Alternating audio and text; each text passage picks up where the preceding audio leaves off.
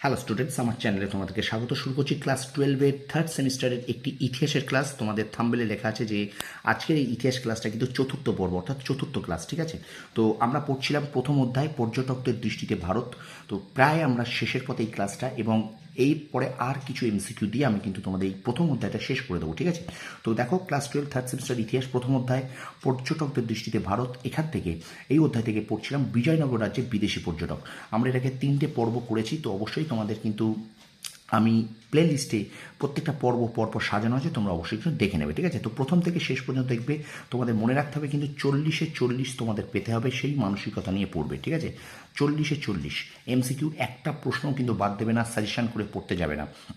অনেকেই বলবে ইতিহাসের ক্লাস 12-এর থার্ড সেমিস্টার থেকে বাছাই করা 200টা প্রশ্ন এখান থেকে কমন। একটা কথা বারবার বলে দিচ্ছি, এইভাবে কিন্তু 40টা এমসিকিউ কমন পড়ে না, পড়বে না, পড়তে পারে না। এটা কিন্তু ক্লাস 11 স্কুলের পরীক্ষা না, এটা কিন্তু বোর্ড প্রশ্ন করবে। বারবার বলছি, এটা কিন্তু বোর্ডের পরীক্ষা। তো অবশ্যই তোমরা একটু মনোযোগ দিয়ে যে স্যার যেভাবে পড়াচ্ছেন পড়ো, আর অবশ্যই কিন্তু আমার এই ক্লাসগুলোকে ফলো করো। আশা করি তোমরা অবশ্যই উপকৃত হবে, এবং এটা কিন্তু জীবনের একটা ফাইনাল পরীক্ষা, অর্থাৎ এই যে মার্কশিট, যে রেজাল্ট হবে, সেটা কিন্তু তোমার আগামী দিনে ভীষণ ভীষণ তোমাকে সাহায্য করবে রেজাল্টটা। তো সুতরাং অবশ্যই প্রথম থেকে শেষ পর্যন্ত ভালো করে দেখবে ক্লাসটা, আর অবশ্যই ক্লাসটাকে যদি ভালো লাগে লাইক করবে, কমেন্ট করবে, শেয়ার করবে বন্ধুদের মাঝে, ঠিক আছে? শেয়ার করবে, কারণ অনেকেই কিন্তু পয়সার জন্য টিউশন মাস্টারের কাছে পড়তে পারে না, ঠিক আছে? তো তারাও যাতে উপকৃত হয়, তোমার বন্ধুরাও যাতে উপকৃত হয়, এবং সমস্ত পশ্চিম বাংলার ছেলেমেয়ে যাতে উপকৃত হয়, তাদের জন্য আমার এই ছোট্ট ছোট্ট ছোট্ট প্রয়াসটা। আর যারা নতুন দেখছো তারা অবশ্যই আমার চ্যানেলটাকে সাবস্ক্রাইব করো, পাশে থাকা বেল আইকনটি প্রেস করে রাখো, ঠিক আছে? আশা করি সাবস্ক্রাইব করলে তোমরা ঠকবে না, ঠিক আছে? তো অবশ্যই প্লিজ একটু সাপোর্ট। আমি কিন্তু তোমাদের ক্লাস 12-এর থার্ড সেমিস্টারের জন্য বাংলা, ইতিহাস, ভূগোল, রাষ্ট্রবিজ্ঞানের ক্লাস কিন্তু অনবরত দিচ্ছি। তো চলো শুরু করি ক্লাসটি। দেখো, ইতিহাসের দেখো প্রথম অধ্যায়, এটা কিন্তু 4 নম্বর পর্ব, বিজয়নগর রাজ্যে বিদেশি পর্যটক। দেখো, আথনাসিয়াস আথনাসিয়াস নিকিতিন কোন দেশের পর্যটক ছিলেন? রাশিয়া। তাহলে আথনাসিয়াস নিকিতিন কোন দেশের পর্যটক ছিলেন? রাশিয়া। পরে প্রশ্ন, ডোমিনিকো পাইজ কোন দেশের পর্যটক ছিলেন? পর্তুগাল। পরে প্রশ্ন, ডোমিনিকো পাইজ কোন রাজার আমলে বিজয়নগরে আসেন? কৃষ্ণদেব রায়। বা প্রশ্নটা এভাবে আসতে পারে যে ডোমিনিকো পাইজ যখন বিজয়নগরে আসেন, তখন বিজয়নগরের রাজা কে ছিলেন? কৃষ্ণদেব রায়। ফার্নাও নুনিস কোন দেশের পর্যটক ছিলেন? পর্তুগাল। লুডভিগো দা ভারথেমা কোন দেশের পর্যটক ছিলেন? ইতালি। দুয়ার্তে বারবোসা কোন দেশের পর্যটক ছিলেন? পর্তুগাল। দুয়ার্তে বারবোসা বিজয়নগরে দীর্ঘদিন থাকার ফলে কোন ভাষা শিখেছিলেন? মালয়ালি ভাষা শিখেছিলেন। কোন ভাষা শিখেছিলেন? মালয়ালি ভাষা শিখেছিলেন, ঠিক আছে? তো অবশ্যই একটু শেয়ার করবে বন্ধুরা, তোমার বন্ধুদের কাছে অবশ্যই একটু করে বেশি করে শেয়ার করবে স্টুডেন্ট, ঠিক আছে? লাইক করবে আর কমেন্ট করবে। তারপরে 8 নম্বর প্রশ্ন বলছে, বিজয়নগর এ ফরগটেন এম্পায়ার গ্রন্থটি কার লেখা? বিজয়নগর এ ফরগটেন এম্পায়ার গ্রন্থটি কার লেখা? রবার্ট সোয়েলের লেখা। রবার্ট সোয়েল। পরে প্রশ্ন, পানিপথের প্রথম যুদ্ধ কত সালে হয়? 1526 খ্রিস্টাব্দে হয়। মোগল সাম্রাজ্য কে প্রতিষ্ঠা করেন? বাবর। বাবর কাকে হারিয়ে ভারতবর্ষে মোগল সাম্রাজ্য প্রতিষ্ঠা করেন? ইব্রাহিম লোদি। কনৌজ বা বিলগ্রামের যুদ্ধ কাদের মধ্যে হয়? হুমায়ুন ও শেরশাহের মধ্যে। কনৌজ বা বিলগ্রামের যুদ্ধে কে জয়ী হন? শেরশাহ। ফতেপুর সিক্রি কে প্রতিষ্ঠা করেন? আকবর। খুররম কোন মুঘল সম্রাটের উপাধি? শাহজাহান। ইউরোপ থেকে জলপথে কারা প্রথম ভারতে আসে? পর্তুগিজ। 17 নম্বর প্রশ্ন দেখো, ভারতে পর্তুগিজদের সবচেয়ে বড় শহর কোনটি ছিল? গোয়া, ঠিক আছে? ভারতে পর্তুগিজদের সবচেয়ে বড় শহর কোনটি ছিল? গোয়া। চলে যাবো 18 নম্বর প্রশ্নে।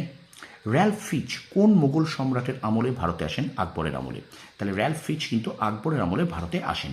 আচ্ছা, পরের প্রশ্ন দেখো, উইলিয়াম হকিন্স কোন মুঘল সম্রাটের আমলে ভারতে আসেন? জাহাঙ্গীর। এই যে পর্যটকরা এবং কোন রাজার আমলে আসে, এগুলো কিন্তু ভীষণ ভীষণ গুরুত্বপূর্ণ, ঠিক আছে? এগুলো কিন্তু গুলিয়ে না যায় যেন, ঠিক আছে?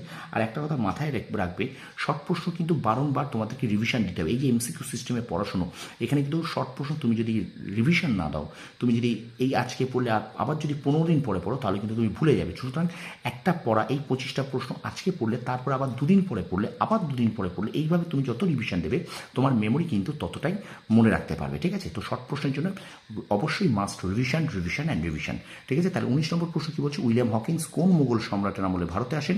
না জাহাঙ্গীরের আমলে ভারতে আসেন। 20 নম্বর প্রশ্ন, স্যার টমাস রো কোন মোগল সম্রাটের আমলে ভারতে আসেন? জাহাঙ্গীরের আমলে। দেখো এখান থেকে কিন্তু প্রত্যেকটা প্রশ্ন দেখো, র্যালফ ফিচ কার আমলে? আকবর। উইলিয়াম হকিন্স জাহাঙ্গীর আমলে। স্যার টমাস রো জাহাঙ্গীর আমলে ভারতে আসেন, ঠিক আছে। এবার দেখো পরের প্রশ্ন, ফ্রান্সিসকো পেলসার্ট কোন মোগল সম্রাটের আমলে ভারতে আসেন? জাহাঙ্গীরের আমলে। তাহলে তোমরা এখান থেকে তোমরা মনে রাখতে পারবে। আরেকটা দেখো, সেবাস্টিয়ান মান্ড্রিক কোন মোগল সম্রাটের আমলে ভারতে আসেন? শাহজাহানের আমলে ভারতে আসেন। আচ্ছা, ট্যাভার্নিয়ে কোন মোগল সম্রাটের আমলে ভারতে আসেন? জাহাঙ্গীরের আমলে ভারতে আসেন। তাহলে জাহাঙ্গীরের আমলে কারা কারা আসেন? দেখো, জাহাঙ্গীর আমলে আসে ট্যাভার্নিয়ে, জাহাঙ্গীর আমলে আসে ফ্রান্সিসকো পেলসার্ট, স্যার টমাস রো এবং কিন্তু উইলিয়াম হকিন্স। এই চারজন কিন্তু পর্যটক প্রত্যেক কিন্তু জাহাঙ্গীরের আমলে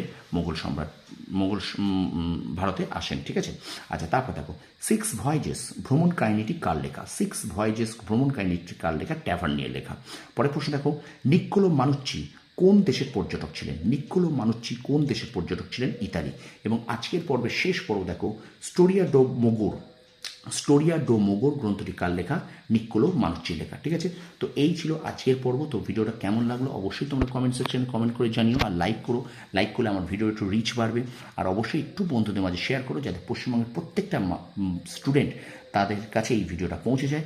আশা করি তোমাদের ভিডিওগুলো প্রত্যেকটা ভালো লাগবে, ঠিক আছে। আর যারা নতুন দেখছো, একটা কথা বারবার বলবো, অবশ্যই চ্যানেলটাকে একটু সাবস্ক্রাইব করবে, পাশে থেকে বেল আইকন প্রেস করে রাখবে। তোমরা একটু সাপোর্ট করে দেখো, অবশ্যই কিন্তু তুমি উপকার পাবে। তোমার উপকার অবশ্যই দেবে আমার ছোট্ট চ্যানেল। অবশ্যই কিন্তু তোমাদের জন্য আমি পরিশ্রম করে যাচ্ছি। আর কমেন্ট করতে বলছি একটি কারণে, জাস্ট তোমাদের আমার ক্লাসটা কেমন লাগছে একটু কমেন্ট সেকশনে কমেন্ট করে জানিও, ঠিক আছে। তোমাদের সাফল্য কামনা করি। ধন্যবাদ।